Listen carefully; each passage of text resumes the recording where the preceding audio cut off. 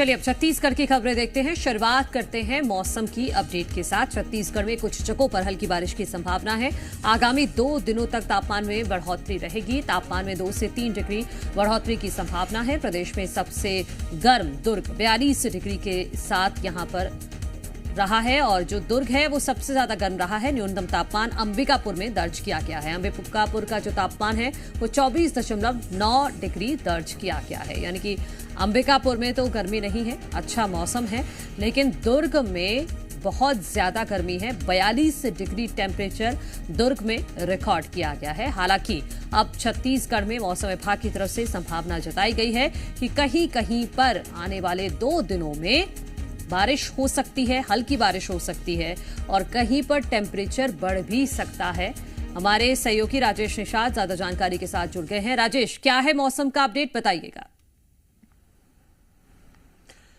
देखिए, छत्तीसगढ़ के अलग अलग हिस्सों पे हल्की बारिश के आसार मौसम विभाग की ओर से जताए गए हैं। इसके साथ साथ जो दक्षिण छत्तीसगढ़ है, दक्षिण छत्तीसगढ़ में आगामी 4 दिनों तक कहीं ना कहीं मौसम में बदलाव रहेगा। इन इलाकों पे मेघ गर्जना के साथ साथ हल्की बूंदाबांदी भी होने की संभावना मौसम विभाग की ओर से जताई गई है।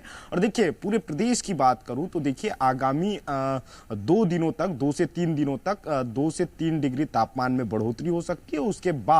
उसके बाद तापमान में कोई विशेष परिवर्तन होने की संभावना नहीं है। लेकिन रायपुर का यदि मैं मौसम की बात करूं तो देख सकते हैं, रायपुर में अभी खुशनुमा मौसम है।